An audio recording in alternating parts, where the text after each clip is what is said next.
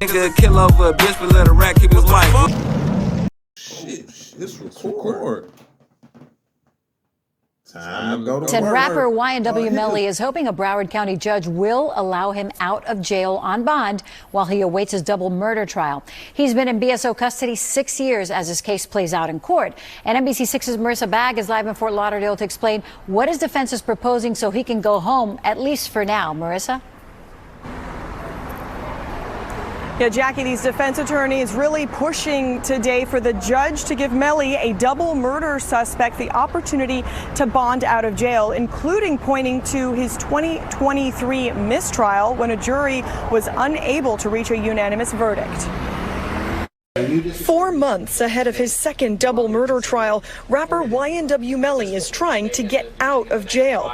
Melly, whose real name is Jamel Demons, wore a suit in Broward County Court Tuesday, asking Judge Martin Fine to issue him a bond, something that is rare for someone facing 2 capital murder charges.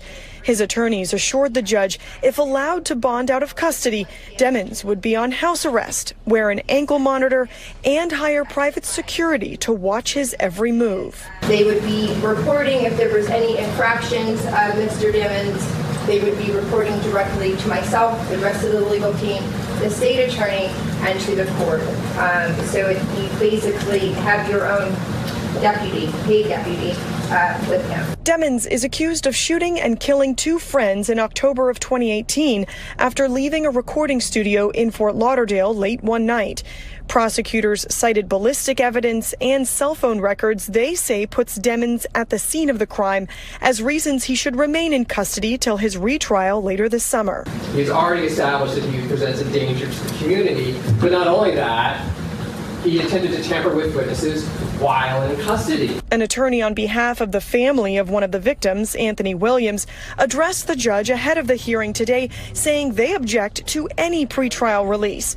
Demons' family and friends filled every available seat at today's hearing and gathered in the hallway afterwards, calling for his release. We are really hopeful today that, he's going to get a bond and be able to come home. He's been through a lot these last 6 years in the jail.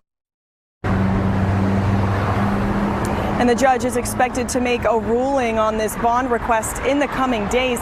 Interestingly, the defense mentioned that Melly's record label would actually be willing to post any kind of bond if it were granted, because apparently he is still under a contract with them. Demons' double murder trial is set to begin in September.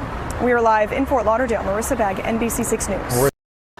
Had Judge Bober or any judge known this, they would have taken these 5 warrants and said, go back to the original judge.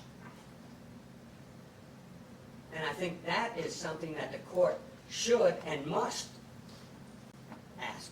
And it's interesting to note that on these warrants, there is in the bottom left-hand corner, despite the fact that the warrants were signed in 24, an indication that says on one particular warrant, REV-AB 1124, which I suggest must mean revised by Assistant State Attorney with the initials AB on 1124, yet they give it to us over a year and a half ago. And may I tender what I'm referring to? Well, I didn't limit anyone in any way. I asked you 3 times, do you have any evidence you wanted to present? And you all said no, and now you're making arguments based on things that are not in evidence, and I have no idea what it is. So. Fair enough.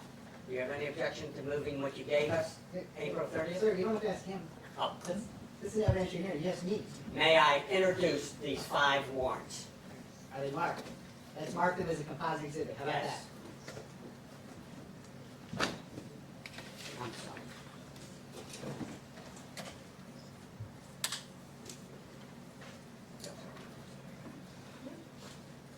Okay, well that's getting done. We'll call that defense exhibit A, the composite exhibit, for purposes of the Arthur Green. And I'd move them in it. Do you have any objection?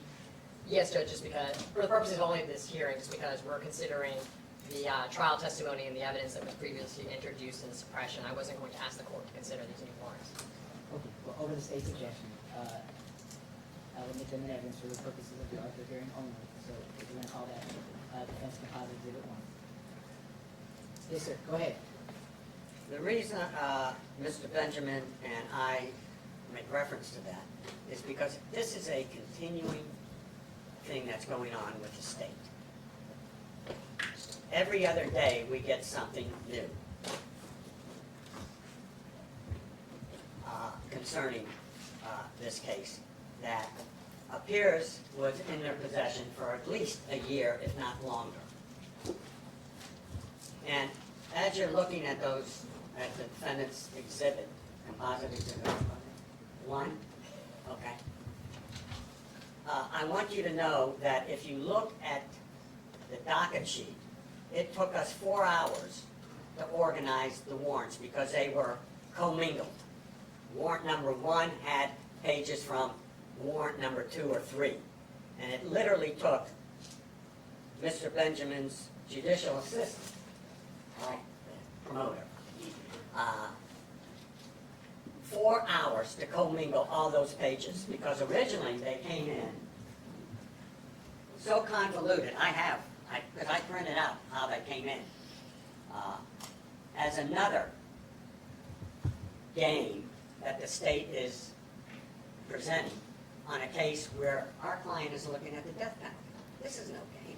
And they have a continuing obligation under Rule 3.220. Not to wait a year, not to wait a year and 4 months, but they have an obligation to turn it over in a reasonable period of time.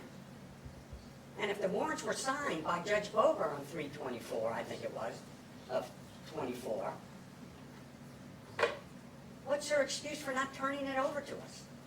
It's the charges that he's facing in the murder case. First-degree murder, 2 counts of first-degree murder, and accessory after the fact for the co-defendant. I mean, I don't know what the game is. I don't know what we're playing, but it's pretty disgusting, I submit. There was one other point before I sit down. In the first trial, that wasn't suppressed.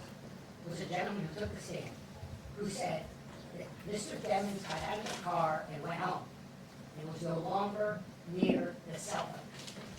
That was in the first trial. That was something that the jury considered, which resulted in a hung jury. And that's something that I think is very important as we sit here today. And that's, and I'll shut up now. I know that it's already.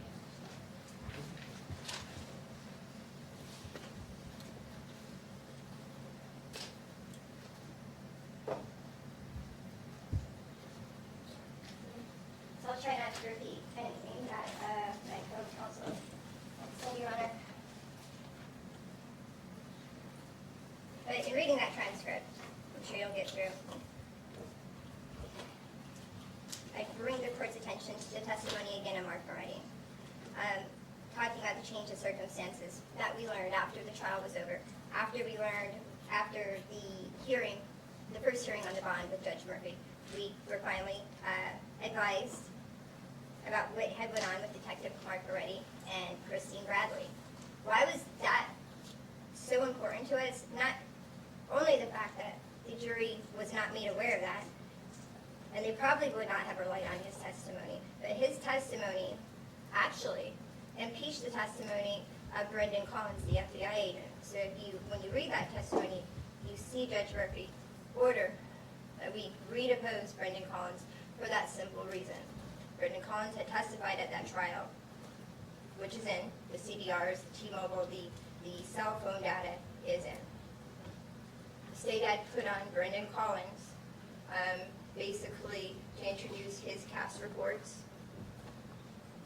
He had testified that Mr. Demon's phone, or the 9807 phone, which was left in the car, which you heard testimony from Adrian Davis at that trial that phone was left in that car.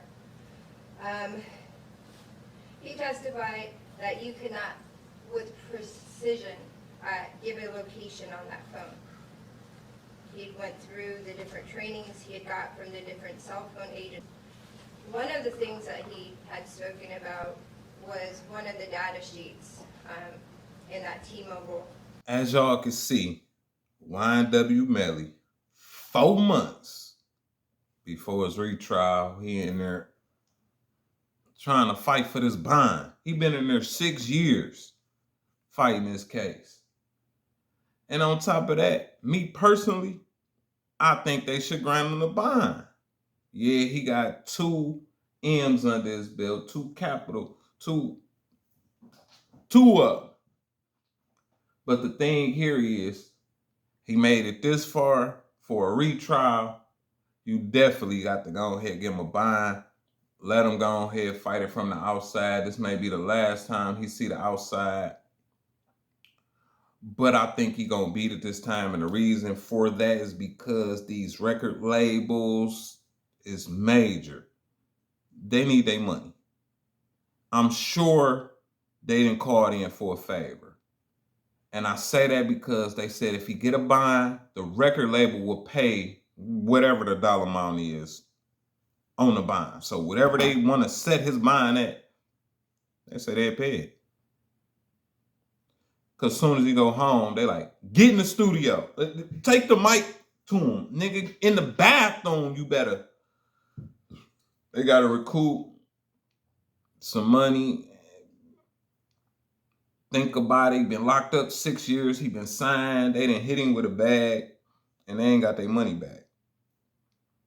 Well, they probably got their money back, but they need that. They need that back end. They got their money back. Now they need your money. So I think he gonna go ahead and get the bond. The situation he in, it's unfortunate. I can't say I wouldn't have done the same thing to them niggas. You're not about to be extorting me and beating on me every other day.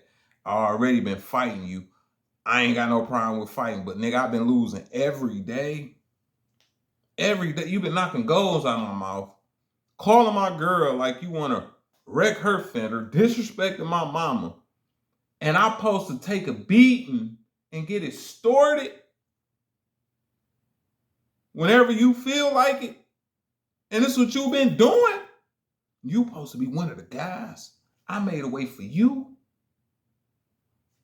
Oh, okay. That's one of them situations where you bite the hand that feeds you. Usually the person that bite the hand that feed them, something happened to the ones that bite the hand.